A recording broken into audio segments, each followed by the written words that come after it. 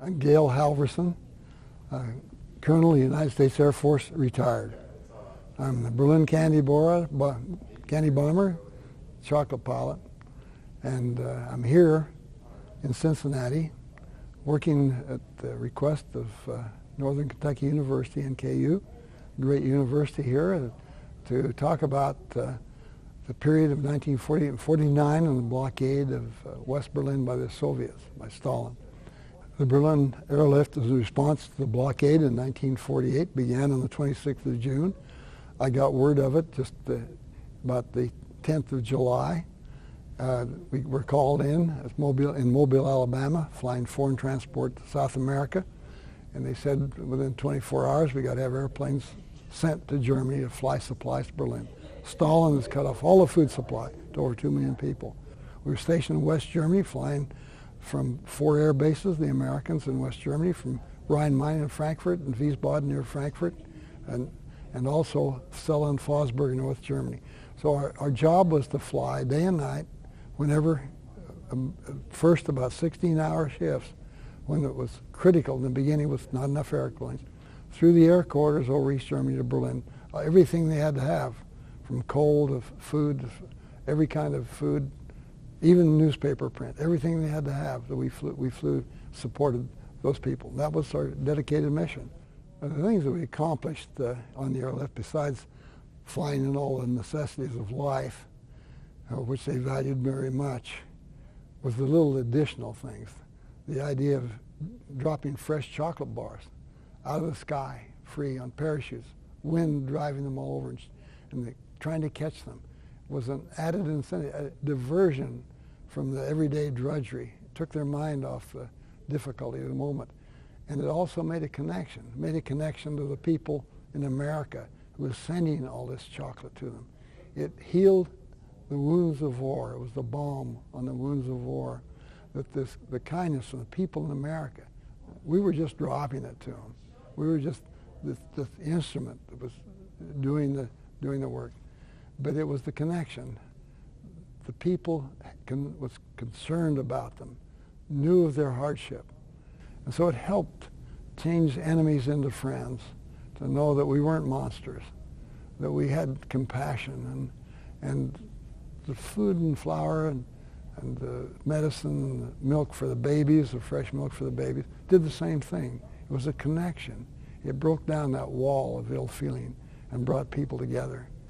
I hope the people who are here tonight, the youngest people, would understand that freedom doesn't come free, that it takes active involvement in the process of voting, electing officials. That's one of the things the East Berliners and the East Germans hated the worst. They couldn't elect.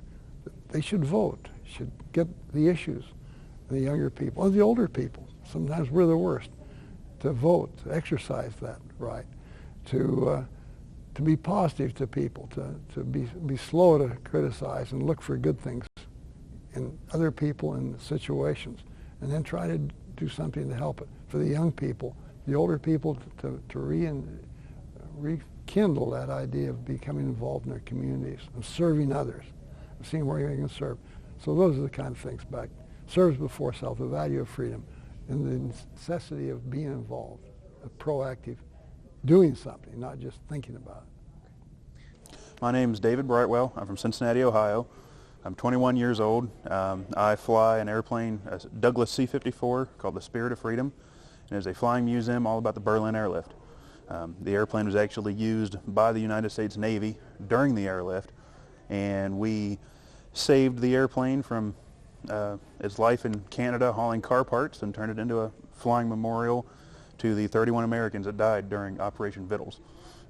We have the inside of the airplane set up like a museum, and we will take the airplane to a city and we will have the school children come out, and these are ranging anywhere from 3 years old to high school and college age, and we give them a talk outside of the airplane before they come in, and then we split them up in groups, and one group gets to go outside and learn about the airplane itself, and the other half comes in and we tell them all about the airlift, about the blockade, when it started, what they did, why they did it, and what the Americans and the British did to save the Berliners. And everybody just seems to have a real fun time. We had over 600 kids come through the airplane in one day last week. We do have a website. It's www.spiritoffreedom.org. It's the name of the airplane.org. And it has a list of our event schedules and has pictures of our Douglas C-54 and our other airplane, a Boeing C-97. It's the last one of its kind flying in the world, so that's something to be proud of. So go ahead and check it out. Good evening, everyone. It's my pleasure to welcome you to this very special event this evening. I'm Dr. Carol Costabile-Heming, Chair of the Department of World Languages and Literatures. Tonight's lecture is jointly sponsored by the Department of World Languages and Literatures and the Military History Lecture Series. And it is also part of NKU's Projekt, a series of events commemorating the 20th anniversary of the fall of the Berlin Wall and the unification of Germany. Perhaps as you were approaching the venue tonight, you walked past the plaza and you saw some strangely painted walls. That's our replica wall, which will stand until November 9th when we will ceremoniously tear it down to commemorate the anniversary.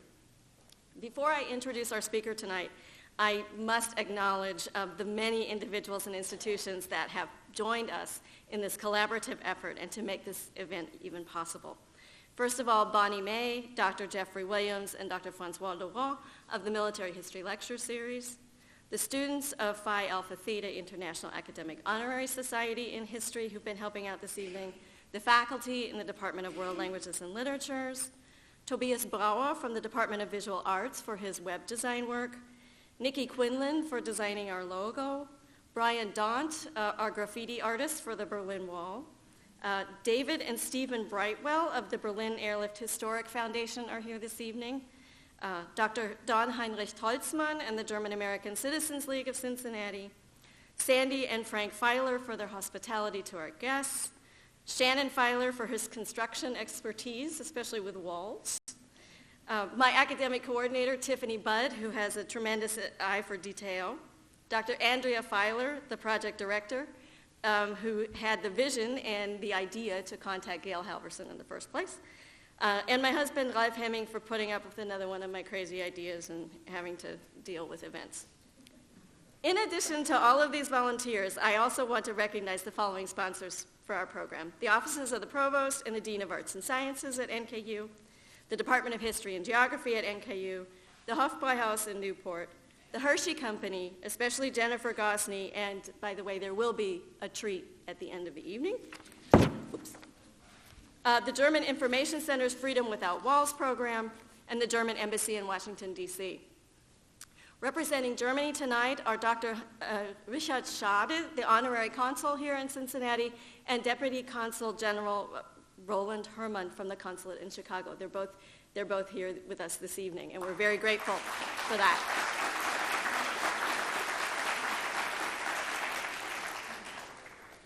Our speaker this evening is Colonel Gail Halvorsen, and he was accompanied here to NKU by his wife, Lorraine, who's sitting in the front row.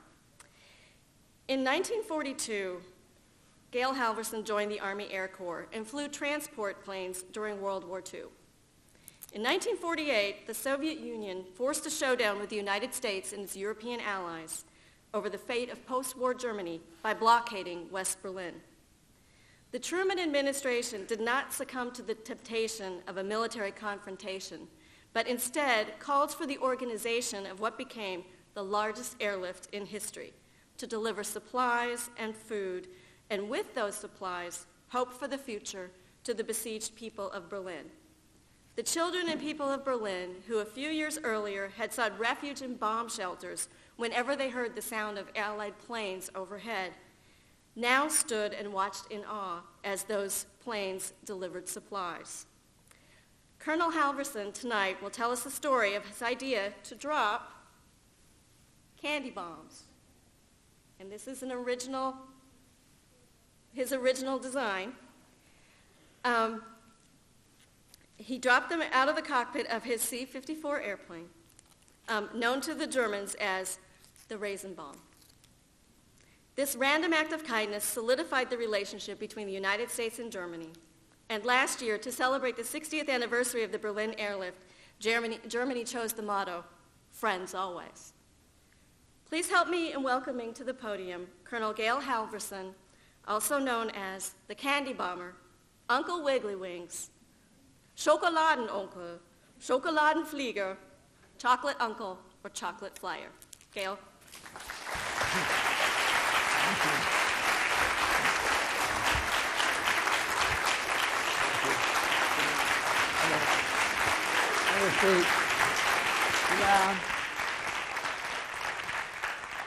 Okay, am I okay on the mic? Can you hear me okay in the back of the room? In the back of the room, hold your hand up if you can hear me. Okay. Well, Lorraine and I are delighted to be here with you today at the NKU and grateful for your invitation to this lovely place and this special campus. We're very impressed with it. At our combined age of 174, we're glad to be here, but glad to be anywhere. But especially we're glad to be among people who value education, for those people going through the doors of this institution are our leaders for tomorrow. I'd like to give special thanks to those who made this possible, and Dr. Carol Ann did a great job of doing that. The head of the department, we're grateful for her. We're grateful for Dr. Angela Feeler for what? Andrea. Oh boy, I thought she was an angel. You see? So I call her Angel. That's her nickname. But we're grateful for her and the hours that she spent with her team to get us here and make everything so able for us. Also, especially grateful for our hosts who we're staying with, great people, Frank and Sandy Fowler, and we've got an upstairs penthouse, a view of the city at night, and it's just wonderful. And the food can't be matched anywhere, so we're grateful for that. We're grateful for the embassy, Ambassador Shoya in Washington, D.C., for the support he's given this project, and the Friends Always program around the United States. For they have done more to help educate our people around major cities about the airlift, and a lot of things gone on. This whole year has been a great project. They brought in the Berlin airlift veterans in these areas around America and personally handed, as they have in Chicago and many other cities, a certificate of appreciation for our veterans. So we're very grateful for that. Thank you very much. Well, we're going to talk about the period of 1948 and 1949, a critical point in post-war history. It was possibly the beginning of World War III, when the Soviets cut off all the food supply to over 2 million people in Berlin. So we get you all on the same page. I've got some home movies that I put together. For 7 minutes you can sleep. And then when the lights come on, I don't want to see anybody asleep then. You know what home movies are like. Well, anyway, it'll give us an idea so you can get focused on the place and the time and the event and the things that we encountered. The actual video that I shot during that time, video wasn't around. It was a wind-up 8mm camera. Okay, go ahead with the film.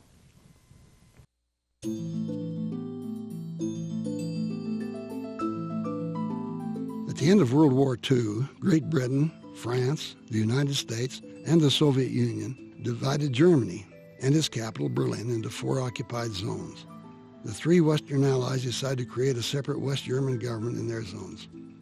As a result of disagreements, the Soviets stopped deliveries of food, fuel, and other necessary supplies coming into the city. They intended to starve the people into submission and forced the Western Allies to surrender their position in Berlin. According to the Yalta Agreement, the Western powers had air access to Berlin through 3 air corridors. The southern corridor was used for aircraft from Rhein-Main and Wiesbaden. Aircraft from Celle, Fosburg, and British bases used the northern corridor to Berlin. All aircraft exited Berlin through the center corridor. This provided one-way traffic for all aircraft involved. The city of Berlin was divided into 4 sectors. Tempelhof was the air base in the American sector. Gatow in the British and Tegel in the French sector. Tegel was built during the airlift by thousands of German laborers, 40% of which were women. The C-54 is a beautiful aircraft. It carried 10 tons of medicine, coal, or food supplies to keep over 2 million West Berliners alive and free. I was on the end of the runway to take these pictures.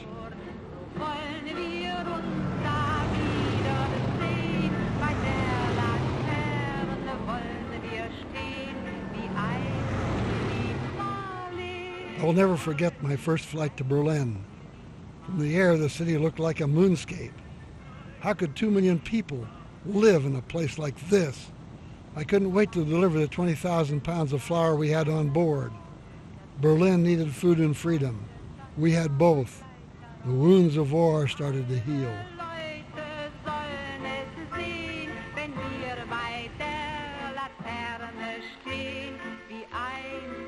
Early in the airlift, Tempelhof had no hard surface runways, so the Army Corps of Engineers laid down steel mats as a temporary runway until new hard surface runways could be built. After each plane landed, a group of German citizens, mostly women, would rush out onto the runway, pour sand into the openings in the planking, brush it smooth again, and pour hot tar over it. When the next plane was on short final, a horn would sound, warning everybody to clear the runway. This runway was slick, especially when it rained. One aircraft skidded off the end and burned. When we first pushed the candy out of the airplane, we couldn't see what happened to it. We landed almost immediately. It wasn't until we taxied out for takeoff that we saw the kids with their arms extended through the barbed wire, waving the small parachutes with their mouths moving in appreciation.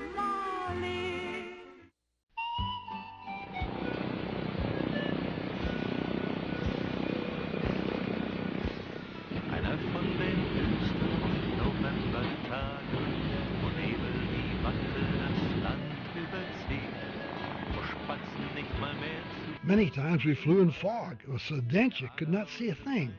If you were so low, you found yourself actually flying between the buildings. You could actually look up to see the red light on the building passing you on the right.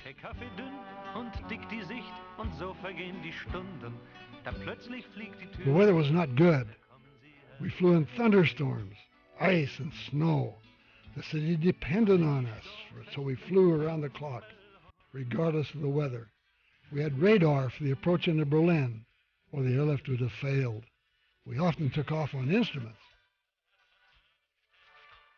Jesus Christ said, "Greater love than this hath no man, than he laid down his life for a friend."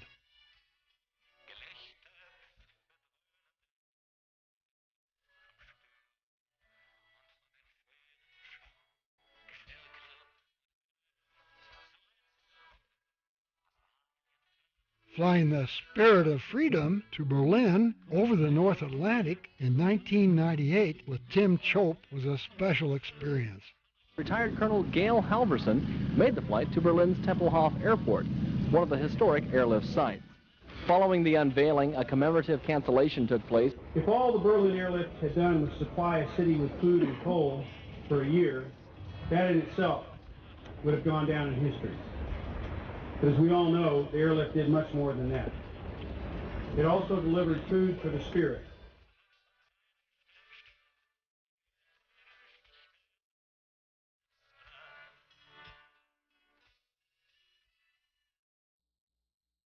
We're very fortunate tonight to have with us the daughter of Robert Van Leerde.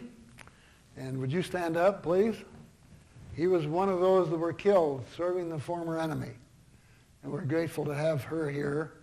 Our airplane, crewed by, stand up Steve and David, by crew members of the Spirit of Freedom, a C-54 that flew support to the airlift, would fly today as a memorial to school children around the country.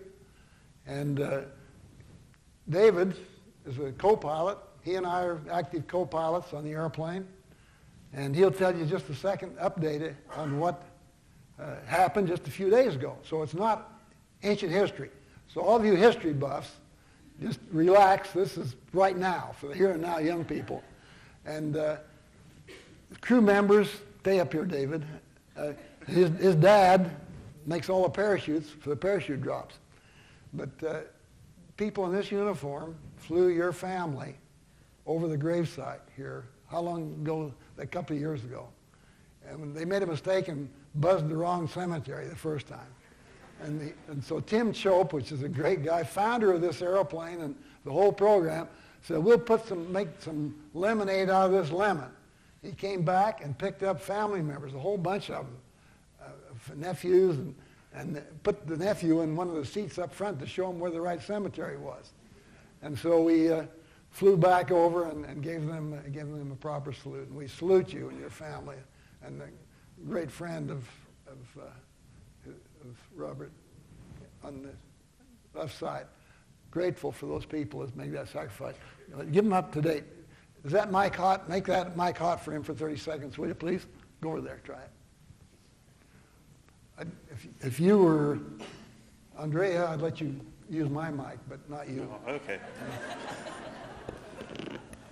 Well, we just finished up a 10-day tour of the state of Virginia with the Spirit of Freedom, and our last stop was in a small community in the very western end of the state called Wise, and we had several hundred school children come out and walk through the onboard museum, and on Sunday afternoon we did a reenactment of Gail's famous candy drop, and we had real low ceilings that day. Weather wasn't very good, and we weren't sure if we could do it, but we loaded up in the airplane with 130 little parachutes with Hershey bars on them, and Tim and I took off, and we brought it around about 400 feet off the ground. And if you've ever seen an airplane the size of the C-54, that low to the ground going that fast, it's a very impressive sight.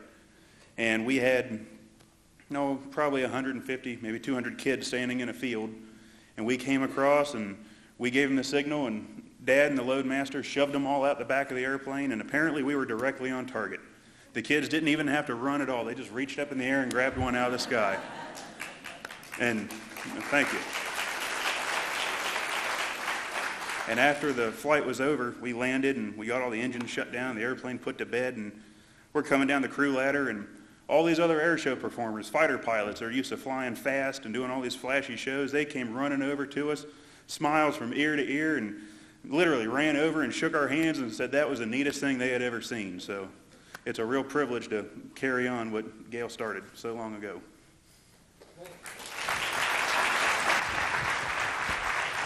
A great relationship here, his dad and he. His dad took him for a flight when he was 1 year old and wondered why he couldn't control the airplane better. Anyway, he's been on his case ever since. He's a great pilot. He's an aviation almost graduate with Emory Riddle, super guy. We're the kind of synergy that Frank has with his son. And it's great to see that. Well, I was so smart, I knew the airlift was going to be over and before another month was up. I got on the airlift in early July 1948, just after it started, and Stalin was getting a black eye on the world press. His progress of convincing people in France and Italy especially, he'd plants, communist plants had been in those governments for years before that period, making great progress. Neutral countries were starting to say, hey, that's a good idea. Maybe communism not so bad. And then he starves over 2 million people, mostly women, mostly children, for the world to see. And with that kind of exposure, things were not going well for the communist cause. But he was stubborn. But I didn't know how stubborn he was. I thought it was going to be over but by the end of July, just a month after it started.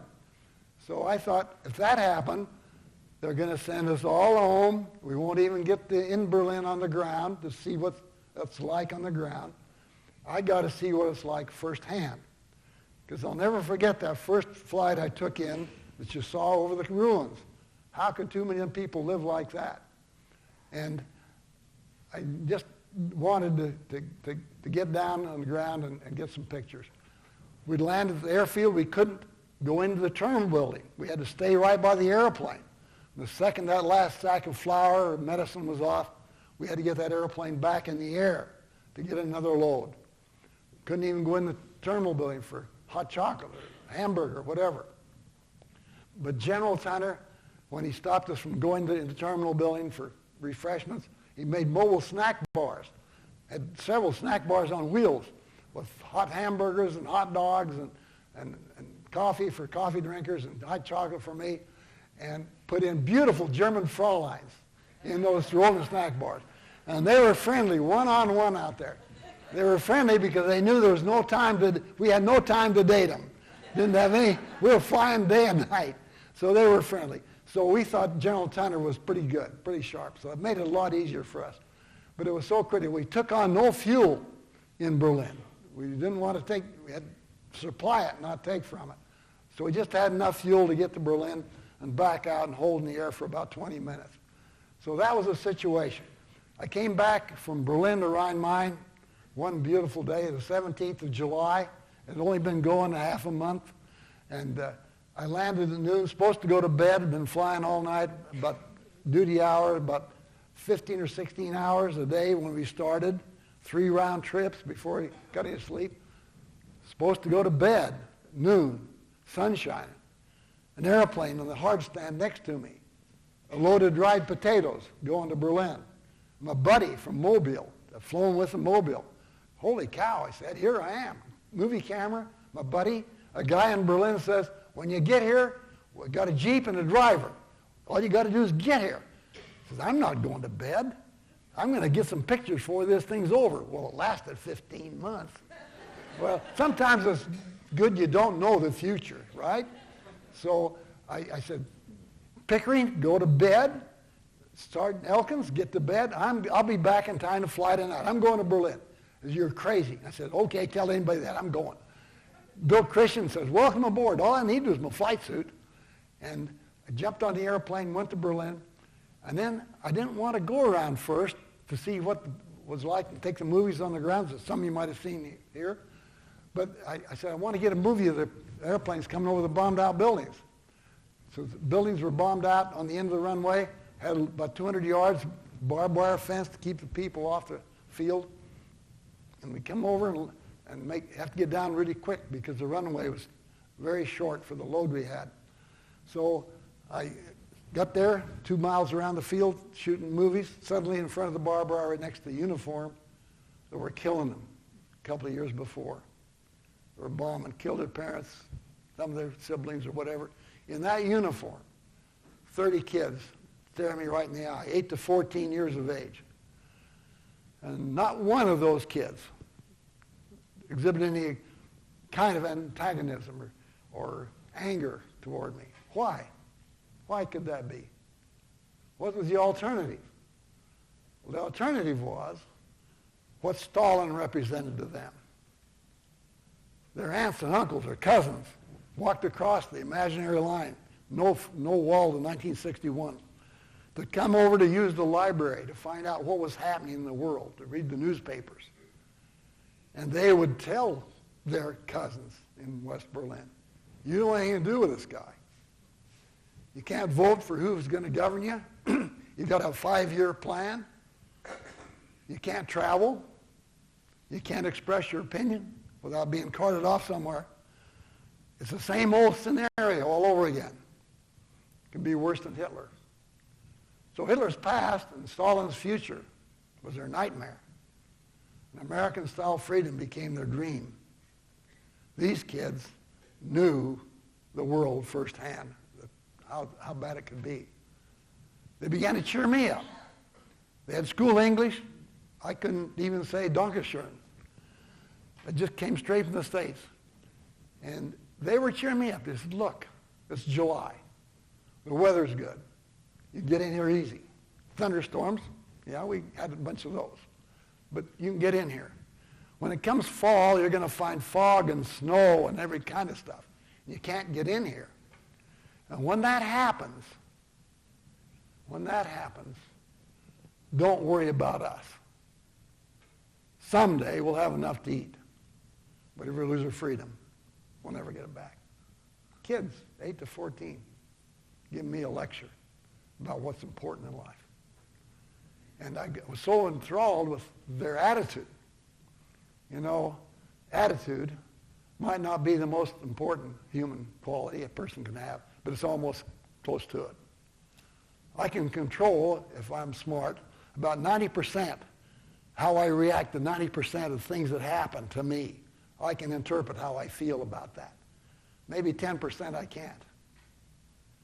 Someone said, God grant me the serenity to accept the things I can't change, the courage to change the things I can, and the wisdom to tell the difference. And that's what these kids, their attitude was totally, look, this isn't the past, the freedom is what we want. And so the time went too quickly, looked at my watch, got to get back to the Jeep. I turned to get back to the Jeep. And a voice came to me and said, oh, they are so incredible, why? And so that's easy. You know, they know what's important. They've got a value system. They know what's important. Freedom is more important than flour. And someday, if we're free, it's worth going without food. The Soviets offered them food. You don't have to do this. Turn in your West German cards. We'll give you all you want. The desire